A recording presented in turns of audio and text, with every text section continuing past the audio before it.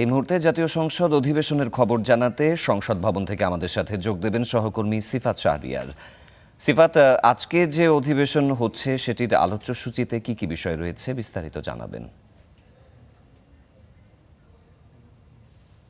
অধিবেশন শেষ, ইতিমধ্যে আজকের যে আলোচ্য বিষয় সেগুলো নিয়ে ইতিমধ্যে আলোচনা হয়ে গেছে। আজকে 7টি বিল পাশ হয়েছে, অর্থাৎ অন্তর্বর্তী সরকারের যে 133টি অধ্যাদেশ, সেই অধ্যাদেশগুলোর থেকে আজকে উত্থাপিত হয়েছে মোট 9টি। তার মধ্যে 2টি নিয়ে আলোচনা হবে। আগামী 2 যে অধিবেশন রয়েছে সেই 2 অধিবেশনে আলোচনা হয়ে সেই সিদ্ধান্ত হবে। এর মধ্যে একটি রয়েছে সুপ্রিম কোর্টের বিচারপতি নিয়োগ নিয়ে, যেটি নিয়ে বেশ আলোচনা রয়েছে। এর বাইরে 7টি বিষয়ে আজকে যে অধ্যাদেশগুলো ছিল অন্তর্বর্তী সরকার এনেছিল সেগুলো বিল আকারে উত্থাপন করা হয়, আইনমন্ত্রী করেন এবং পরবর্তী সময়ে সেগুলো আইন আকারে, স্থায়ী আইন আকারে পাশ হয় কণ্ঠভোটের মাধ্যমে।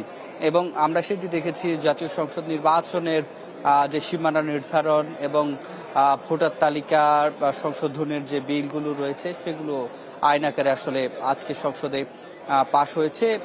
এবং কিছুক্ষণ আগেই আমরা দেখেছি যে যারা সরকারি দল এবং বিরোধী দলের যারা সংসদ সদস্য রয়েছেন তারা বের হয়ে যাচ্ছেন। এবং আজকে একটা বিষয় নিয়ে সাফাত খুব বেশি আলোচনায় রয়েছে, সেটি হচ্ছে ঋণ খেলাপি 20টি প্রতিষ্ঠানের যে তালিকা সেটি গণমাধ্যমের হাতে এসেছে এবং আজকে এটি প্রশ্ন উত্তর পর্বে একেবারে শুরুতেই আলোচনা করার কথা ছিল, যেটি আজকের কার্যসূচিতেও ছিল।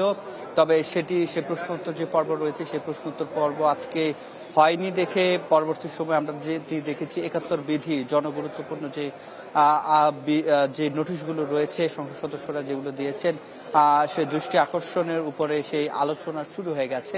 এবং তারপরে সংসদ সদস্যদের যে প্রশ্নোত্তর যে পর্বটি সেটি না হওয়ার কারণে এটি আনুষ্ঠানিক যে বক্তব্য সেটি পাওয়া যায়নি। তবে ঋণ খেলাপির যে 20টি প্রতিষ্ঠানের মধ্যে সরকারের যে তালিকা আমরা দেখতে পেয়েছি, যেখানে সংসদের টেবিলে টেবিলে সেই প্রশ্নোত্তর পর্বের যে পেপারগুলো সেগুলো পৌঁছানো হয়েছিল, সেখান থেকে আমরা জেনেছি সেখানে 20টি প্রতিষ্ঠানের মধ্যে 10টি প্রতিষ্ঠানে এস আলম এবং তার সংশ্লিষ্ট যে প্রতিষ্ঠানগুলো রয়েছে এমন 10টি প্রতিষ্ঠান রয়েছে। অর্থাৎ বলা যায় শীর্ষ যে 20টি প্রতিষ্ঠান ঋণ খেলাপিতে রয়েছে এই মুহূর্তে বাংলাদেশে, তার মধ্যে 10টি এস আলম এবং তার সাথে যুক্ত যে প্রতিষ্ঠানগুলো রয়েছে তাদের এবং সংসদ সদস্য যারা রয়েছে তাদের মধ্যেও যে ঋণ খেলাপির যে পরিমাণ সেটিও আজকে যে সংসদে সেটি দেয়া হয়েছে প্রশ্নোত্তর পর্বে। এই প্রশ্নটি করেছিলেন হাসনাত আবদুল্লাহ, যিনি কুমিল্লা থেকে এনসিপি মনোনীত প্রার্থী ছিলেন। তিনি এই ঋণ খেলাপের বিষয়ে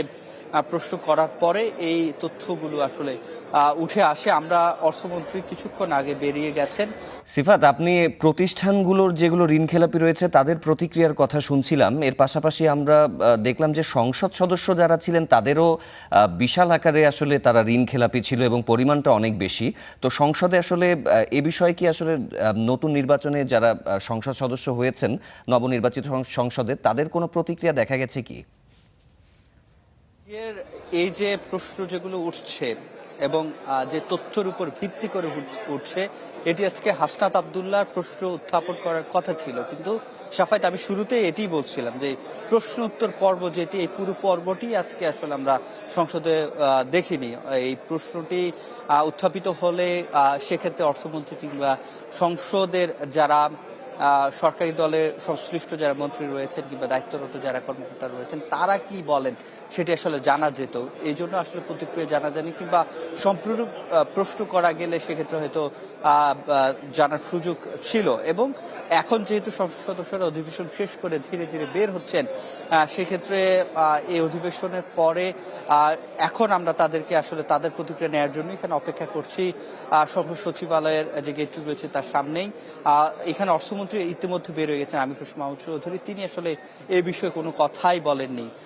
আমরা দেখতে চাইবো যারা বিরোধী দলীয় যারা নেতৃবৃন্দ এখানে রয়েছেন, বিশেষ করে এটি যেটি এনসিপি মনোনীত হাসনাত আবদুল্লাহর প্রস্তুত ছিল সেক্ষেত্রে তাকে যদি আমরা পেয়ে থাকি সেক্ষেত্রে তার থেকে এই প্রতিক্রিয়াটি আসলে জানতে চাইবো। এবং এটি অনেক সময় হয় যে স্পিকার কিংবা ডেপুটি স্পিকার যিনি দায়িত্ব থেকে থাকেন, আজকে যেহেতু ডেপুটি স্পিকার সংসদ পরিচালনা করছিলেন, তার সেক্ষেত্রে কোনগুলো মুলতবি হয়ে যাবে কিংবা কোনগুলো নিয়ে আলোচনা হবে না সেটি সকলের সিদ্ধান্তের উপর, কিংবা তিনি চাইলে সিদ্ধান্ত নিতে পারেন।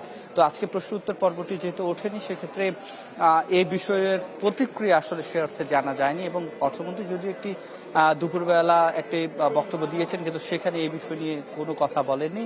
তবে যে তালিকাটির কথা আসলে বলা হচ্ছে, ঋণ খেলাপির যে বিষয়গুলোর কথা হচ্ছে, সেগুলো আসলে বেশ অনেকদিন যাবত এই আলোচনা হচ্ছিল। আজকে আনুষ্ঠানিকভাবে জানা গেল আসলে কারা কারা শীর্ষ ঋণ খেলাপির মধ্যে রয়েছেন। তো সফায়ত এই ছিল আমার কাছে সংসদ সচিবালয় থেকে সবশেষ।